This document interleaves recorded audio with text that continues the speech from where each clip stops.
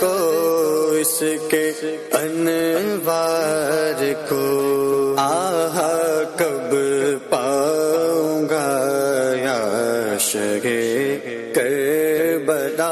امیر اہل سنت کا کرم ہے کہ انہوں نے ہمیں ایک ذہن دیا ہے اعلیٰ حضرت کے ترانے گانے کے لیے اور ان کے نغمات، اور انہی کے نام پر ہم نے اپنے گاؤں کا نام رکھا ہے 14 جیڑی رضا آباد، اور یہاں پہ درس ملا ہے پیار کا، محبت کا اور دین کا۔ مدنی مذاکرے میں آج شرکت کی، یہاں پر ہمیں بہت سارا علم دین کا خزانہ ملا۔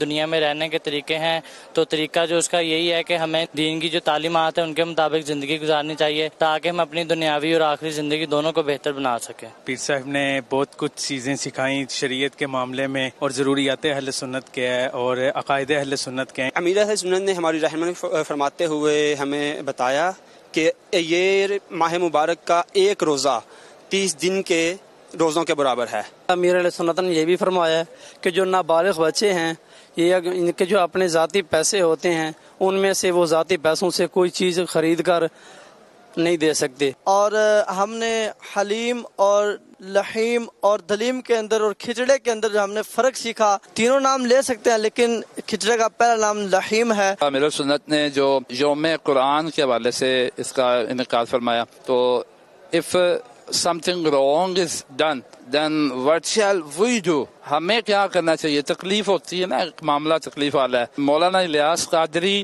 یہ امیر اہل سنت بھی ہیں اور حکیم الامت بھی ہیں۔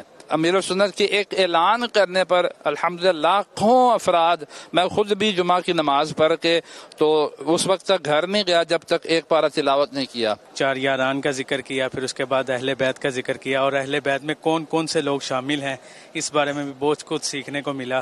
اللہ تعالیٰ نے ان کی لہجے میں، ان کی زبان میں ایک تاثیر رکھ دی ہے، جو یہ کہتے ہیں نا لوگ کرتے چلے جا رہے ہیں۔ یہ روزوں کا ذہن دیتے ہیں ہمیں، ہم روزے رکھنا شروع کر دیتے ہیں۔ یہ ہمیں عشر کا ذہن دیتے ہیں، الحمدللہ ہم عشر دینا شروع کر دیتے ہیں۔ جو سنت طریقے کے ساتھ کام کرنا ہے اس کے بارے میں کافی علم ہوا الحمدللہ، اور حرام اور حلال میں جو فرق ہے، جدھر ہم لوگ غلطیاں کر جاتے ہیں اکثر کہتے ہیں نہیں بس ٹھیک ہے جو منو پتا سی بس میں کر لیا، تو اس میں کافی بہتری ہے۔ اتنی دور دراز دعوت اسلامی کا جو کام حضرت صاحب کے طفیل وہاں پہنچا اور نوجوان طبقہ ماشاءاللہ دین میں آیا اور داڑھی مبارک سجائی ایک مٹھی، امیر کا ایسا جادو چلا کہ ان پر نمازی بن گئے۔ انہوں نے ارشاد فرمایا ہے کہ جو 10 روزے رکھے گا وہ ممتاز ہوگا، اور انشاءاللہ عز و جل میری نیت ہے کہ اس ماہ کے اندر انشاءاللہ عز و جل میں 10 روزے رکھوں گا۔ کل ماشاءاللہ بہت سے مدنی پھول سیکھنے کو ملے، مسجد کے آداب کے متعلق سیکھنے کو ملا۔ میں نے مدنی مذاکرے میں یہ سیکھا ہے مسجد کی ٹوپی پہن کر نماز پڑھنا یہ بھی ٹھیک ہے، مگر بہتر یہ ہے کہ اپنی ٹوپی ہو، اور اس سے بھی بہتر انہوں نے فرمایا کہ اگر اپنا امامہ شریف ہو، اپنا امامہ شریف سر پر سجائیں۔ کل امیر اہل سنت نے مدنی مذاکرے کے اندر بتایا تھا کہ جب شادی ہوتی ہے اس کے اندر لوگ زیادہ سے زیادہ جہیز کے بارے میں ڈیمانڈ کرتے ہیں، تو یہ جہیز جو ہے نا وہ بتایا گیا تو اتنا نہیں لینا چاہیے، جو اپنی خوشی سے جتنا کوئی دے دے تو وہ دے دے، نہیں تو ڈیمانڈ نہیں کرنی چاہیے۔ میں نے دیکھا ہے کہ الحمدللہ کئی بار کوئی مشکل پیش آتی ہے نا، کوئی چیز ذہن میں اٹک رہی ہوتی ہے کہ اس چیز کے متعلق اگر جواب مل جائے، کوئی معلومات مل جائے، علمی معلومات، تو وہ مدنی مذاکرے میں آ جاتی ہے۔ بابا فرید گنج شکر رحمت اللہ تعالی علیہ کا جو اصل نام تھا وہ مسعود تھا، یہ میں نے رات مدنی مذاکرے میں سیکھا۔ رات ہمیں ایک پوائنٹ جو امیر علیہ سنت نے ہمیں عطا فرمائی کہ آج کل گھروں میں بالخصوص محرم کے مہینے میں کچھ عورتیں جو ہے وہ مختلف من گھڑت کہانیاں بیان کرتی ہیں، تو یہ ساری من گھڑت ہیں، ان کی کوئی حقیقت نہیں ہے، تو لہٰذا ایسی من گھڑت کہانیوں کی طرف جو ہے وہ دھیان نہیں دیا جائے۔